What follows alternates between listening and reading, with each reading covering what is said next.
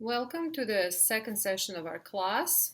Um, we'll talk about social conflict and how it arises. So here we have an image of a conflict curve, which shows that a social conflict arises when two or more persons or groups manifest the belief that they have incompatible objectives and interests.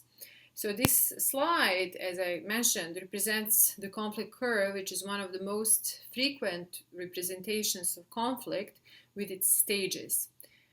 So in the beginning, we have a latent conflict, then conflict emergence, escalation, stalemate, de-escalation, settlement, and post-conflict peace building. This is, however, an ideal model that simplifies the complexity of conflict for the purposes of initial analysis and basic understanding. So we should be aware that in the real world, conflicts can take different twists and turns, and of course, there can be multiple curves. Now, this is another representation of conflict and its dynamics, and this is called the conflict funnel, which shows that social conflicts are dynamic and they also tend to move through stages. And so the space for conflict resolution shrinks as the conflict escalates, and that's why you have this shrinking of the funnel.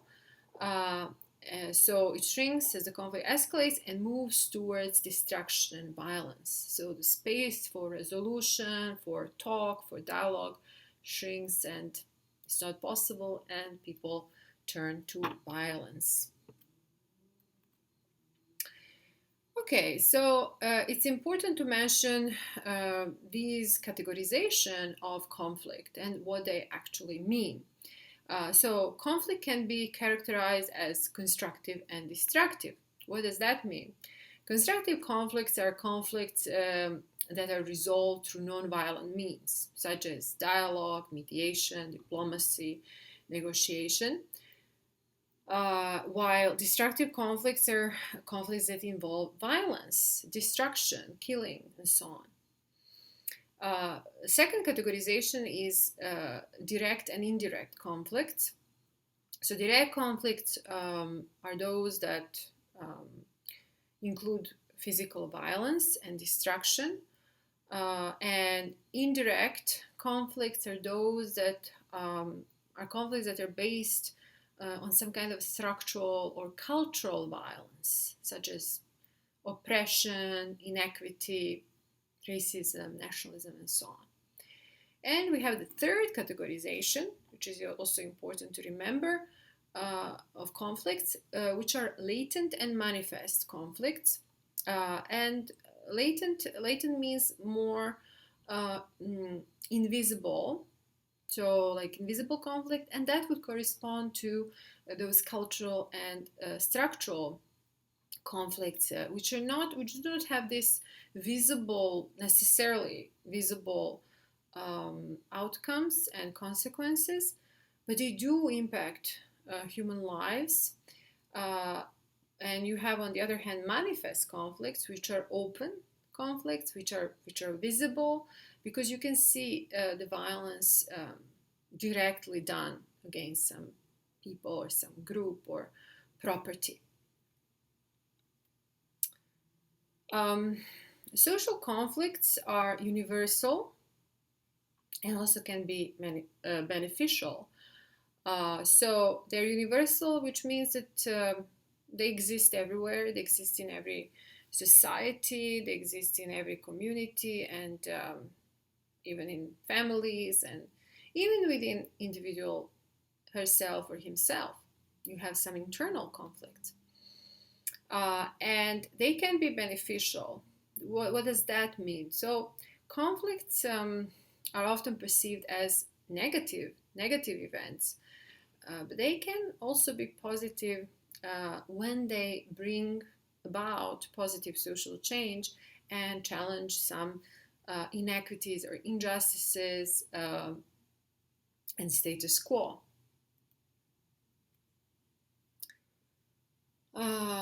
Conflict also reveals our choosing. um, can we really choose? There is often this question being asked, can we really choose in the midst of conflict? I think there always exists a choice. We can always choose how we will behave and what we will do, although our behavior is constrained in the midst of conflict and in the midst of violence.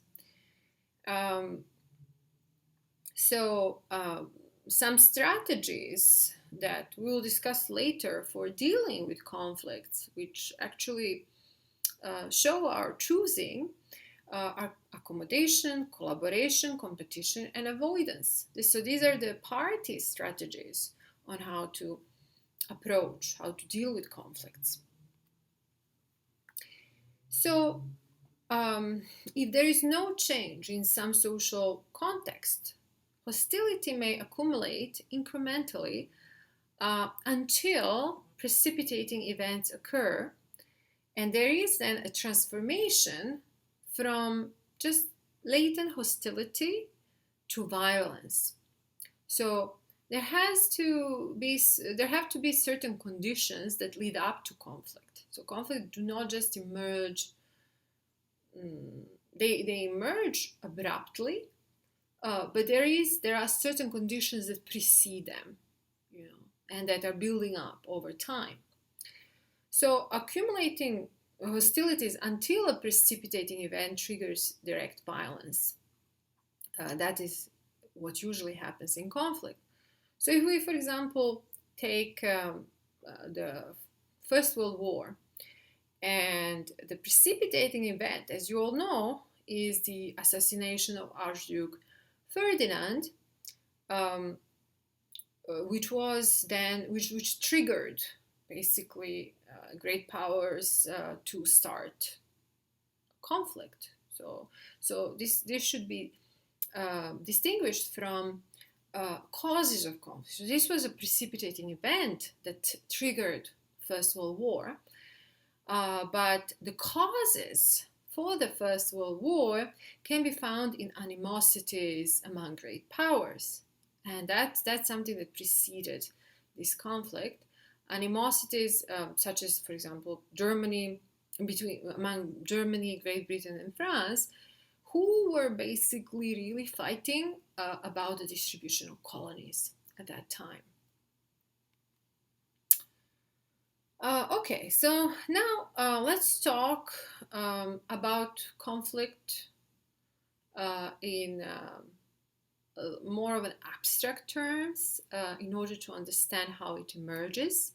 So this image represents an infinite number of possibilities, ties, and connections among two parties. And two parties are represented as asterisk and hashtag. So these two parties may have infinite interests, values, belief systems, positions. They may differ, they might be similar, but yeah, so this is an abstract representation of two parties in a conflict. So when the very presence of another is a threat, real or perceived, to one actor's existence and to the existence of those with whom that actor identifies, then you have the experience of one particular status of the relationship, which is called conflict. Okay, so you have this asterisk versus hashtag, one party against the other. So here we are, of course, talking about this basic, interpersonal conflict. But you can also look at it as, conflict between two groups. Conflict binds parties into a negative dynamics, which is versus, contra, against the other. But also, we shouldn't forget that the parties need each other for conflicts to escalate. So there is this vicious cycle of escalation where each party reacts to the other's behavior and action. Now, is the disagreement a threat or an opportunity to learn more? Well, it can be both, and it depends on how we approach the conflict. So here we have Galtung's triangle. So let's have a look at the Galtung's triangle, which is an important concept for analysis of conflict, for understanding conflict. Conflict, according to this model, is not one directional, but each of the elements, as attitude, behavior, or contradiction, can be a starting point of violence. So they are changing and influencing one another. Contradiction of conflict is fed by some attitude, stereotype, fear, distrust, which leads to some kind of a violent behavior. So that's one way to look at it. Galtung says that there is a difference between actor conflict, where you see the parties that are involved in the conflict and where people are aware of some inequity or injustice that they are rebelling against. And there are also structural conflicts where structure is causing problems. So, to understand structural and cultural conflicts, which can also be described as more latent conflicts, which are not necessarily visible right away, but if you analyze them, you will see, certain patterns and the way things are done that are not just, that promote some kind of injustice in the society. So to understand these conflicts, let's look at the second Galtung's triangle. So even though structural violence has real victims, it has no real perpetrators. That's the problem. And because there are no real perpetrators, because the structure is set up in a way to perpetrate certain injustices, if there are no real perpetrators, the question of intention does not arise. So to identify structural violence, it is imperative to focus on consequences rather than intentions. So Galtung points out that Western legal and ethical systems have been preoccupied with intentional harm because of their concern with punishing and holding people accountable, holding the guilty party accountable. However, this concern is appropriate for direct violence, for the visible violence, where you see the actors, where you know the actors, who is the perpetrator, who is the victim, but it becomes irrelevant for structural violence. So in fact, too much concern with catching the perpetrators keeps our attention focused on one kind of violence, allowing the other, more pervasive kind to go unnoticed. Yet, neither direct nor structural violence can go on for long without at least some support from the culture. So, in any given culture, the justification or legitimation of violence can come from a variety of directions, most significantly from ideology, religion, cosmology, but also from arts and sciences. Okay, so these are some aspects of structural and cultural violence, according to Galtung.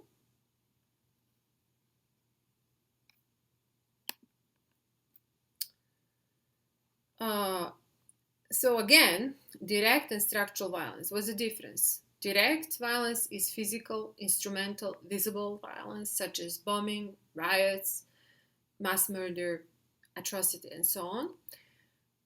And structural violence is systemic, underlying, and unjust structures. So you have certain factors that are embedded within structures and institutions, such as racism, ethno-nationalism, colonialism, malnutrition, slavery, lack of healthcare, poverty. So all of these are structural elements of structural violence. Cultural violence, once again, represents more subtle forms of violence, and they, in a way, justify or legitimate direct and structural violence. Aspects of culture that can exist in ideologies, language, discourses, myth, art, and religion can be elements of cultural violence. So, for example, media discourses of us and them, these very divisive discourses, can lead lead to exclusion or can justify exclusion, hatred speech, silencing of others that are less powerful, dehumanization, and so on. So these are some aspects of cultural violence.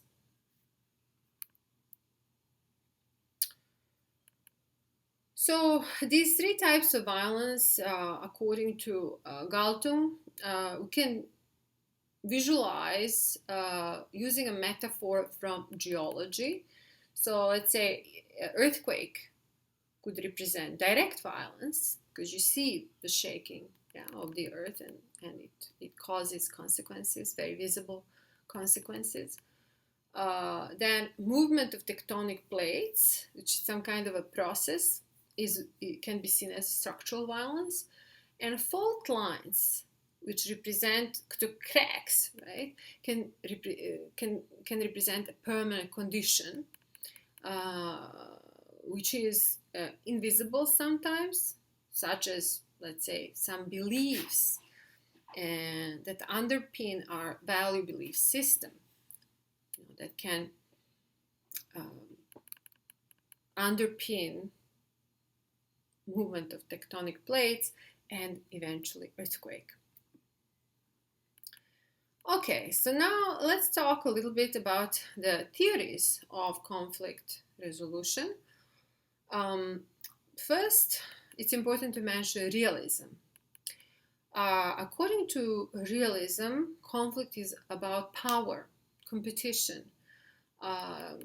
Strategies that are used in realist tradition are force, deterrence, coercion. And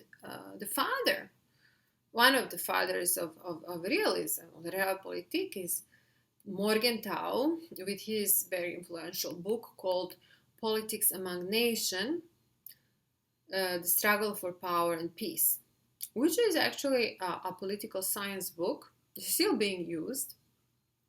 Nowadays we have Mearsheimer, also known for his book on offensive realism, The Tragedy of Great Power Politics, is a more recent proponent of realism. So realism, this paradigm, the group of theories, have been pretty influential in conflict resolution, and they do they are used to understand conflicts and to analyze conflicts. Second important paradigm or group of theories is our social psychological theories or identity theories. And these theories are looking at why our relationships among groups, among people, why are they locked in a spiral of violence? They're particularly interested in this concept of us versus them kind of a behavior. And main proponents of this theory are Tajfel, Turner, and our very own Korosztelina, who are scholars of identity theories. And then we have also medical and biological theories. So they're saying that the source of conflict is in malignant social psychological processes, deep-rooted beliefs, emotions, traumas. So let's say some proponents of this theory are Vemik Volkan and his chosen trauma theory. Then you have Dollard and Miller, who talk about frustration and aggression theory.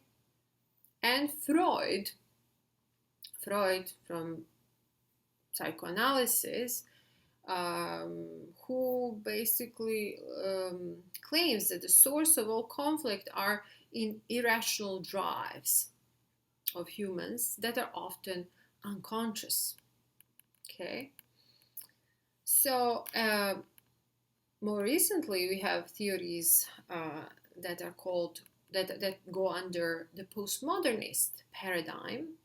So postmodernist theories that are represented by Michel Foucault, and for example, he says these kind of theories are very much interested in narratives, in discourses, because how we frame things, how we use the language, actually can control people, and we can circulate power through those discourses, through those narratives, and manipulate people the way we deem fit.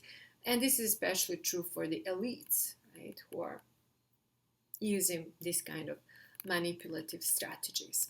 So like language, discourse, public image, that's very important to look at when talking about conflict.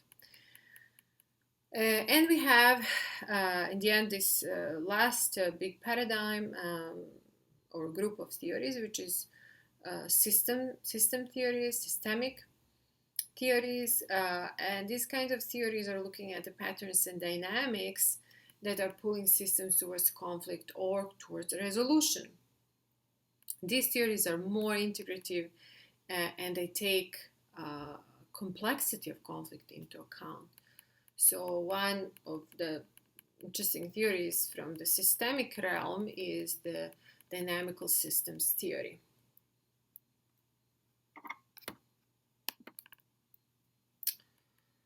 And we also have structural theories that explain how structures enable and constrain relationships among human beings. So there is a sort of a dialectic relationship between structures and people. So there is certain progression. If we look at conflicts throughout human history, there is a certain progression of the society. It lasts for some time, but then differences arise and there is a conflict, there is some kind of clash. After this clash, after the conflict, we have stabilization of the structures. So there is this argument that even when people start revolution, even when the revolution or the big change of system is initiated, these revolutions can never achieve all of their goals. So they can never achieve what they aim for because structures tend to overpower them. So structures tend to fall back into the state of, equilibrium. They tend to move towards equilibrium. So this change will be there, change will happen after these big shifts, revolutions, or conflicts and so on. But the change will never be as it was envisioned. And one proponent of this structuration theory is Giddens. And so his theory is important for you to know. You will learn about it later on, but it's important just to know that it exists, and this theory is a social theory of the creation and the reproduction of social systems that we also use in conflict analysis and resolution. So there is a pro-Western view that free markets and good governance contribute to stability and resolution of conflict. So there is this idea of liberal peace and Fukuyama's famous concept of end of history What is that really? End of history. Well, basically, Fukuyama claimed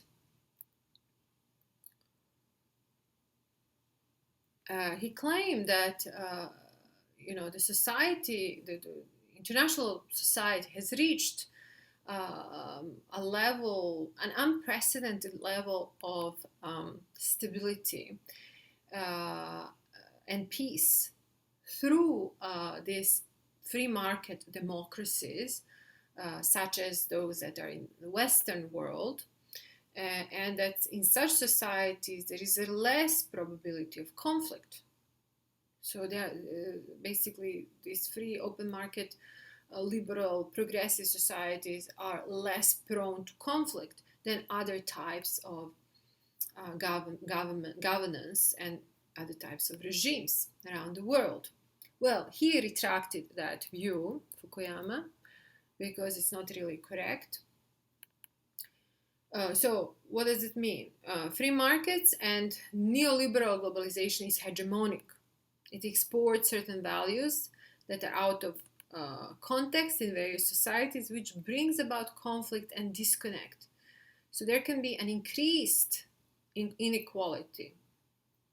So, while there might be less conflicts in those countries that are, in which are more liberal and which follow this free market view, they are these kind of policies that these societies implement can have negative impact and negative consequences on other countries. And when these kinds of values are exported in other contexts and societies, and like most prominent consequence is that they may increase inequality, and especially through cheap labor and even slavery. So you have, because so much emphasis is on free market and profit and building the economy, but the economy can grow only if you have cheap labor.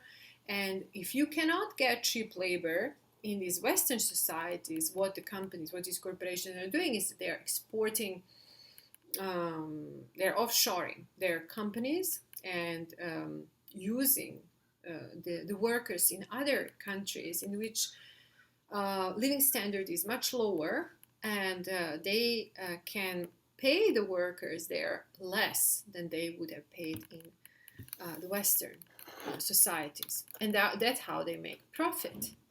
But this brings about, inequalities, and the conditions of these workers are often very appalling, and there is a lot of ethical issues with that.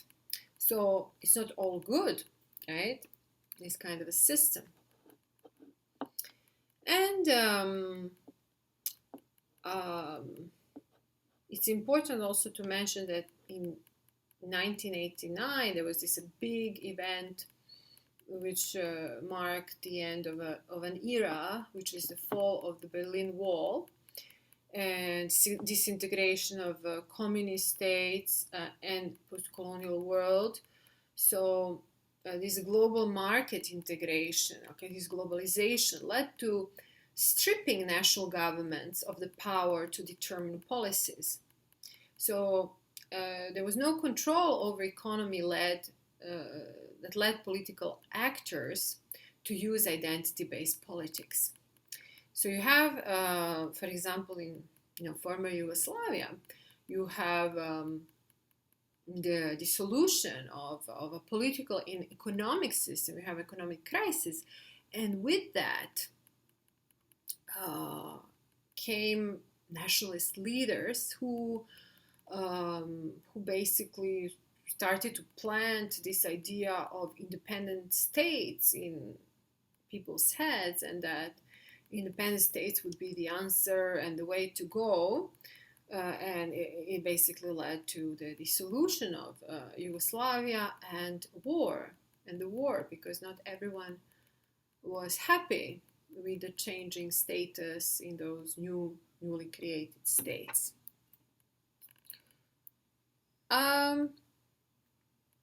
So yeah, as I said, identity politics and nationalism was used in the Balkans, but it's being used all over the world, and especially in the Middle East, where you have these long, protracted, and intractable conflicts. So, what does it mean really? What is identity politics and how is it used? Well, basically, it means playing the victimhood card. That yes, our side, we are the victims, and the next thing to do is to blame the other side for something. But usually, this other side is less powerful. These are usually outsiders, minorities that become a major problem. And by doing this division within a society, what these political elites are doing is they are hiding their own inadequacies and their own failed policies, unemployment issues, and other things. What identity politics can lead to is scapegoating. Scapegoating, particularly of these less powerful groups, of minorities, um, because the blame and policies cannot be implemented on the powerful culprits. So, for example, let's say big companies, big corporations come into a country and they, get cheap labor and then again many people lose their jobs. But the state cannot do anything against these corporations because they need them. They need them, and they are just they took probably some funding from them, so they just become part of that country. So corporations and billionaire elite they are basically creating grounds for inequality and oppression, but the elites, political elites, cannot do anything about it. So, who to blame for a bad situation in some country? Well, that's why the identity politics is used, and less powerful minority groups are blamed for the bad conditions.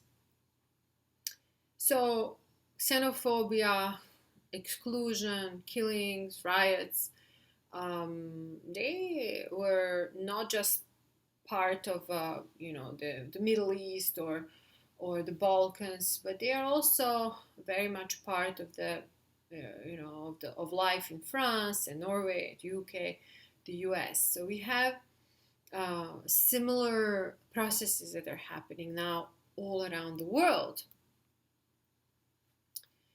So conflicts are produced by contradictions in structures. People act often unaware of these contradictions. They have false consciousness and project their frustrations on false enemies and threats. Agency is constrained by structures, but not completely, because people do have choice, always. And I would end with this, saying that which strategies exist for people to create some positive change. In my view, only nonviolent and peaceful movements can be restorative. So they can be described as restorative collective action. So nonviolent and peaceful movements. Violent and destructive movements, on the other hand, create ground for new escalations, because violence tends to breed new violence. And it's also important to mention this anomic collective action. So what is social? First of all, what is social enemy? Social enemy is social instability that's caused by erosion of standards and values. And social enemy becomes prevalent when we have a lot of destructive and violent activity in the country.